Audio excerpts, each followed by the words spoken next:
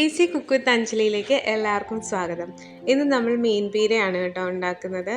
അതിന് ഞാൻ 500 gram കൊഴുവയാണ് clean ചെയ്തെടുത്തിരിക്കുന്നത്. അതിന് വേണ്ട ചേരുവകൾ സവോള, പച്ചമുളക്, വെളുത്തുള്ളി, ചെറിയ ഉള്ളി, ഇഞ്ചി, അതോടൊപ്പം തന്നെ തേങ്ങ. ഒരു പാൻ വെച്ച് നന്നായി ചൂടായതിനു ശേഷം അതിലേക്ക് വെളിച്ചെണ്ണയാണ് ചേർക്കുന്നത്. ഇവിടെ വെളിച്ചെണ്ണ കട്ടയായിട്ടിരിക്കുന്നത് കൊണ്ടാണ് ഇങ്ങനെ ഇരിക്കുന്നത് കേട്ടോ. ഒരു സ്പൂൺ വെളിച്ചെണ്ണയാണ്, ഒരു ടേബിൾ സ്പൂൺ വെളിച്ചെണ്ണയാണ് നമ്മളിതിലേക്ക് ചേർത്ത് കൊടുക്കുന്നത്. വെളിച്ചെണ്ണ നന്നായി ചൂടായി വന്നതിന് ശേഷം നമുക്ക് അതിലേക്ക് നമ്മുടെ ചേരുവകളെല്ലാം ചേർക്കാം. ആദ്യം ഞാൻ ചുമന്നുള്ളിയാണ് ചേർക്കുന്നത്. ഒരു 5 ചുമന്നുള്ളിയാണ് ഞാനിവിടെ ചേർക്കുന്നത് കേട്ടോ. ചെറുതായിട്ട് വട്ടത്തിൽ അരിഞ്ഞെടുത്ത ചുമന്നുള്ളിയാണ് അതിലേക്ക് ചേർക്കുന്നത്. പിന്നീട് ഞാൻ അതിലേക്ക് സവോളയാണ് ചേർത്തിരിക്കുന്നത്. ചെറിയ ചെറിയ കഷ്ണങ്ങളായി അരിഞ്ഞെടുത്ത സവോളയാണ്. ഒരു 2 എണ്ണമാണ് ഞാൻ എടുത്തിരിക്കുന്നത്. 2 സവോള, ഒരു മീഡിയം വലുപ്പത്തിലുള്ള 2 സവോളയാണ് ചേർത്തിരിക്കുന്നത്. അത് നല്ല രീതിയിൽ ഒന്ന് വഴണ്ട് വരുമ്പോഴത്തേക്ക് കരിഞ്ഞു പോകരുത്, ചെറിയ തീയിലിട്ടിട്ട് വഴറ്റിയെടുത്താൽ മതി.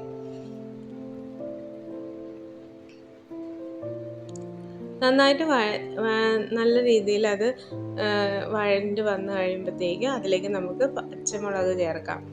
പച്ചമുളക് ഞാനിവിടെ 3 എണ്ണമാണ് ചേർക്കുന്നത്.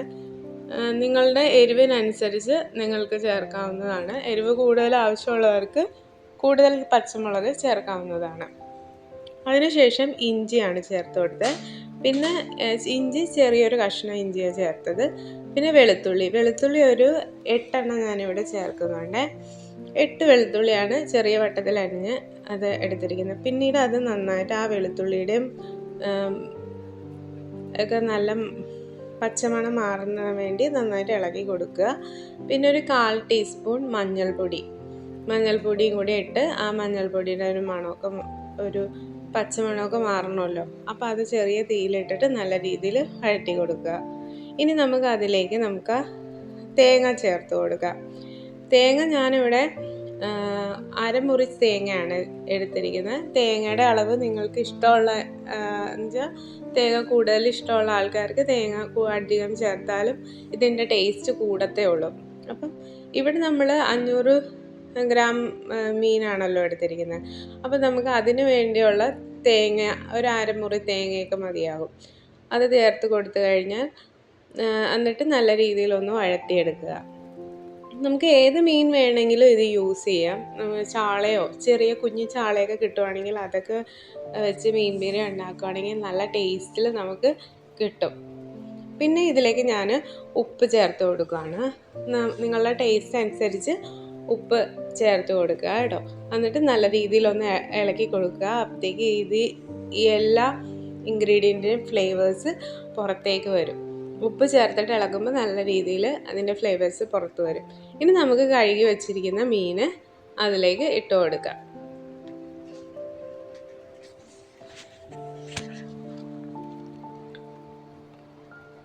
പ്രത്യേകം ശ്രദ്ധിക്കുക, ഇതിൽ ഞാൻ അധികം വെള്ളമൊന്നും ചേർത്തിട്ടില്ല, എന്നാൽ ഇച്ചിരി അല്പം വെള്ളം ചേർത്തിട്ടുണ്ട്. കാരണം അടിക്ക് പിടിക്കാതിരിക്കാൻ വേണ്ടിയാണ്. അധികം വെള്ളം ചേർക്കേണ്ട കാര്യമില്ല, കാരണം മീനിൽ നിന്ന് വെള്ളം ഇറങ്ങും. അത് നമുക്ക് പിന്നീട് കാണാൻ പറ്റും. ഇനി നന്നായിട്ട് അതെല്ലാം മിക്സ് ചെയ്തതിന് ശേഷം, അരപ്പൊക്കെ ആയിട്ട് നല്ല രീതിയിൽ മിക്സ് ചെയ്തതിന് ശേഷം നമുക്കിതിന് ഒന്ന് അടച്ച് വയ്ക്കാം. അടച്ച് വെച്ച് ചെറു തീയിൽ ഒരു 2 മിനിറ്റ് വേവിച്ചെടുക്കുക.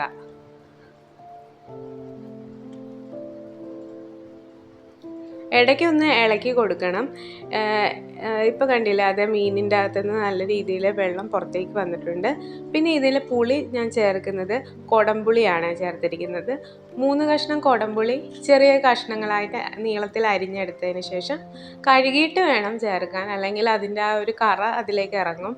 അപ്പം നന്നായി കഴുകിയതിന് ശേഷം അതിലേക്ക് ഇട്ട് കൊടുക്കുക ചെയ്തത്. എന്നിട്ട് നല്ല രീതിയിൽ മിക്സ് ചെയ്ത് ഒരു 2 മിനിറ്റ് നേരത്തേക്ക് വീണ്ടും അടച്ചു വയ്ക്കുക. ഇപ്പം കണ്ടില്ലേ, നല്ല രീതിയിൽ അത് വെന്ത് വന്നിട്ടുണ്ട്.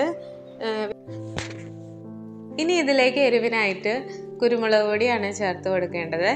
അത് ഞാനിവിടെ 1 ടീസ്പൂൺ കുരുമുളക് പൊടിയാണ് ചേർത്ത് കൊടുക്കുന്നത്. നല്ലതായിട്ട് പൊടിച്ച് കുരുമുളക് പൊടിയാണ് ചേർത്ത് കൊടുക്കുന്നത്. ഇത് നല്ലൊരു ഫ്ലേവറും അതേപോലെ തന്നെ നമ്മുടെ എരിവനുസരിച്ച് വേണം കേട്ടോ കുരുമുളക് പൊടിയുടെ അളവ് ചേർക്കാനായിട്ട്. ഇനി അത് നല്ല രീതിയിൽ തുറന്ന് വെച്ച് അതിൻ്റെ ആ ജലാംശം ഇല്ലേ, ഒരു വെള്ളം ഫുള്ളായിട്ടൊന്ന് നല്ല രീതിയിൽ ഡ്രൈ ചെയ്ത് ഇങ്ങനെ തരിതരി പോലെ എടുക്കണം. ഇനി നമുക്കിതിലേക്ക് നമ്മുടെ ടേസ്റ്റ് മേക്കറായ വേപ്പില ചേർത്ത് കൊടുക്കുക. കുറച്ച് വേപ്പില ഒന്ന് ചേർത്ത് കൊടുത്ത് നല്ല രീതിയിൽ ഒന്ന് ഇളക്കിയെടുക്കുക.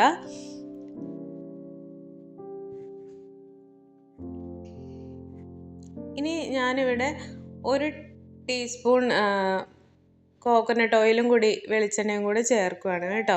ഇവിടെ തണുപ്പായതുകൊണ്ടാണ് വെളിച്ചെണ്ണ ഭയങ്കര കട്ടിയായിട്ടിരിക്കുന്നത്. 1 ടീസ്പൂൺ കോക്കനട്ട് ഓയിലും കൂടി ചേർത്ത് നല്ല രീതിയിൽ ഇളക്കി മിക്സ് ചെയ്ത് ഒന്ന് അടച്ച് വെച്ച് ഒരു 15 മിനിറ്റ് കഴിയുമ്പോഴത്തേക്കും നമുക്കിത് സെർവ് ചെയ്യാവുന്നതാണ്. പിന്നെ ലൈക്ക് ആൻഡ് സബ്സ്ക്രൈബ് ചെയ്യാൻ മറക്കരുത് കേട്ടോ. അപ്പോൾ താങ്ക് യു ഫോർ വാച്ചിങ്. അടുത്ത വീഡിയോയിൽ കാണാം.